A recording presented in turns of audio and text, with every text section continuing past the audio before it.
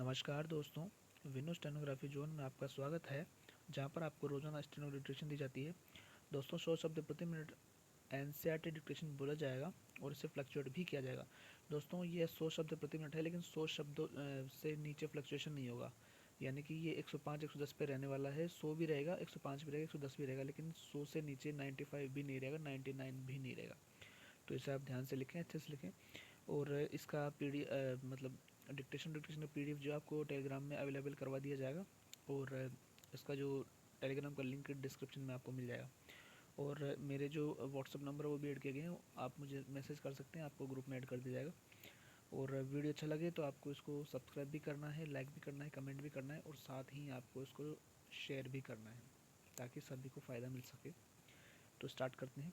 100 शब्द प्रति minute dictation start. हम 5 मित्रों ने तब किया कि शाम 4 बजे की बस से चलें। पन्ना से इसी कंपनी की बस सतना के लिए घंटे भर बाद मिलती है, जो जबलपुर की ट्रेन मिला देते हैं। सुबह घर पहुंच जाएंगे। हम में से 2 को सुबह काम पर हाजिर होना था, इसीलिए वापसी का यही रास्ता अपनाना ज़रूरी था। लोगों ने सलाह दी कि समझदार आदमी इस शाम वाली बस से सफ़र नहीं करते। क्या रास्ते में डाकू मिलते हैं? नहीं, बस डाकिन है। बस को देखा तो श्रद्धा उमड़ पड़ी।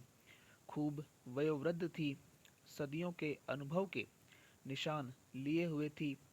लोग इसलिए इससे सफ़र नहीं करना चाहते कि वृद्धावस्था में इसे कष्ट होगा।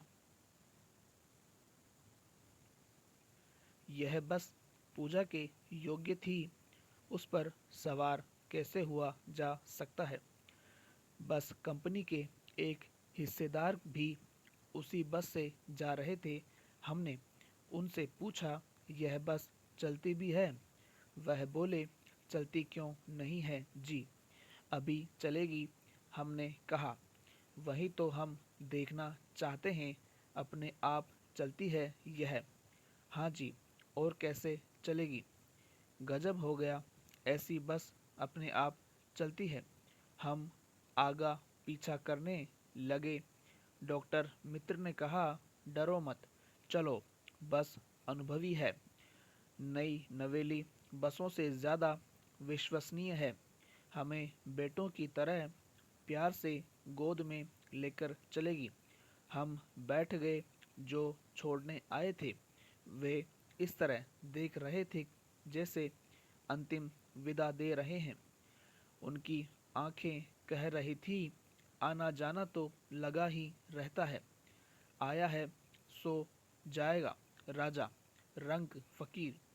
आदमी को कूच करने के लिए एक निमित्त चाहिए। इंजन सचमुच स्टार्ट हो गया, ऐसा जैसे सारी बस ही इंजन है और हम इंजन के भीतर बैठे हैं। कांच बहुत कम बचे थे, जो बच्चे थे उनसे हमने बचना था। हम फौरन खिड़की से दूर सरक गए। इंजन चल रहा था, हमें लग रहा था कि हमारी सीट के नीचे इंजन है। बस सचमुच चल पड़ी और हमें लगा कि यह गांधी जी के असहयोग और सविनय अवज्ञा आंदोलन के वक्त अवश्य जवान रही होगी। उसे ट्रेनिंग मिल चुकी थी, हर हिस्सा दूसरे से असहयोग कर रहा था। पूरी बस सब सविनय अवज्ञा आंदोलन के दौर से गुजर रही थी। सीट का बॉडी से असहयोग चल रहा था। कभी लगता सीट बॉडी को छोड़कर आगे निकल गई है, कभी लगता कि सीट को छोड़कर बॉडी आगे भागी जा रही है। 8-10 मील चलने पर सारे भेदभाव मिट गए। यह समझ में नहीं आता कि सीट पर हम बैठे हैं या सीट हम पर बैठी है। एकाएक बस रुक गई। मालूम हुआ कि पेट्रोल की टंकी में छेद हो गया है। ड्राइवर ने बाल्टी में पेट्रोल निकालकर उसे बगल में रखा और नली डालकर इंजन में भेजने लगा। अब मैं उम्मीद कर रहा था कि थोड़ी देर बाद बस कंपनी के हिस्सेदार इंजन को निकालकर गोद में रख लेंगे और उसे नली से पेट्रोल पिलाएंगे। जैसे माँ बच्चे के मुंह में दूध की शीशी लगाती है। बस की रफ्तार अब 15-20 मील हो गई थी। मुझे उसके किसी हिस्से पर भरोसा नहीं था। ब्रेक फेल हो सकता था, स्टीयरिंग टूट सकता है। प्रकृति के दृश्य बहुत लुभावने थे। दोनों तरफ हरे भरे पेड़ थे जिन पर पक्षी बैठे थे। मैं हर पेड़ को अपना दुश्मन समझ रहा था।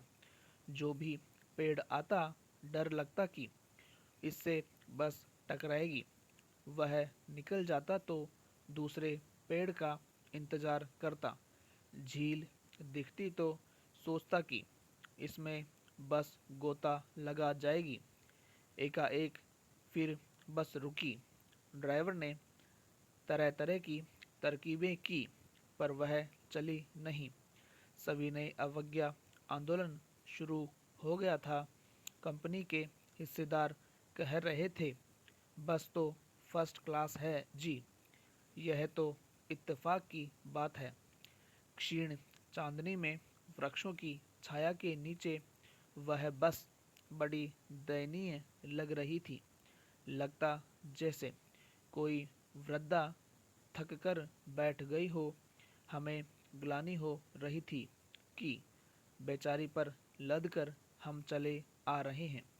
अगर इसका प्राणांत हो गया तो इस बियाबान में हमें इसकी अंत्येष्टि करनी पड़ेगी।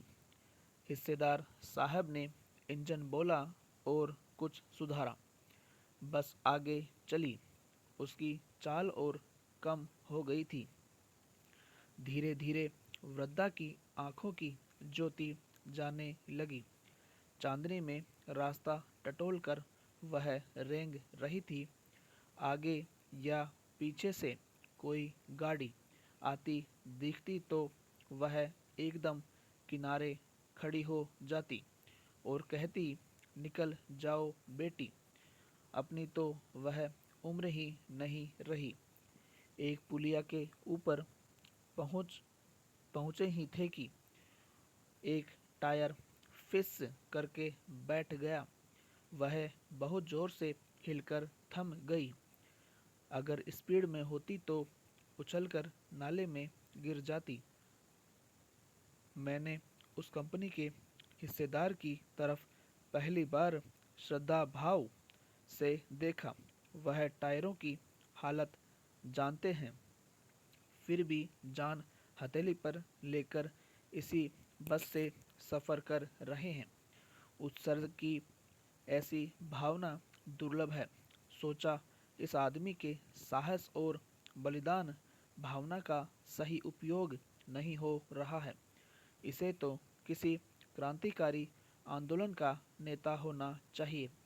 अगर बस नाले में गिर पड़ती और हम सब मर जाते तो देवता बाहें पसारे उसका इंतजार करते। कहते, वह महान आदमी आ रहा है जिसने एक टायर के लिए प्राण दे दिए। मर गया पर टायर नहीं बदला। दूसरा घिसा टायर लगाकर बस फिर चली। अब हमने वक्त पर पन्ना पहुंचने की उम्मीद छोड़ दी थी। पन्ना कभी भी पहुंचने की उम्मीद छोड़ दी थी। पन्ना क्या, कहीं भी पहुंचने की उम्मीद छोड़ दी थी। लगता था जिंदगी इसी बस में गुजारनी है और इससे सीधे उस लोक को प्रयाण कर जाना है। इस पृथ्वी पर उसकी कोई मंजिल नहीं है। हमारी बेताबी तनाव खत्म हो गए। हम बड़े इत्मीनान से घर की तरह बैठ गए। चिंता जाती रही, हंसी मजाक चालू हो गया। समाप्त। दोस्तों, डिक्टेशन में थोड़ी गड़बड़ी हो गई। थोड़ा मेरा टाइमिंग का सिस्टम था, वो थोड़ा सा वो ख़राब हो गया था इसके अंदर। इस वजह से बीच बीच में मेरे को थोड़ा अटकना पड़ा। मैं उसको सही भी कर रहा था, और उसको सही करते हुए थोड़ा डिक्टेशन में थोड़ा अटकान जिसे कहते हैं वो भी इसमें देखने को मिलेगी। और कुछ शब्दों को मैंने थोड़ा सा बोलने में कहते हैं ना उसको, थोड़ा सा दिक्कत आई बोलने में, क्योंकि वो शब्द मुझे दो बार एक दिख गए थे एक बार में, तो उस वजह से। तो आप समझ सकते हैं डिक्टेशन रिकॉर्ड करते समय कितनी प्रॉब्लम्स हो सकती है। तो आप समझें और लिखें, और इसे निरंतर इसका अभ्यास करें, बार बार अभ्यास करें। 100 WPM का बोला गया से ज़्यादा बोला गया है वैसे तो मैंने, लेकिन टाइमिंग का बैठा नहीं तो शायद 100+ ही रहेगा, ये 105 भी होगा, 110 भी होगा। तो थोड़ा सा आप समझें। ठीक है दोस्तों, जय हिंद।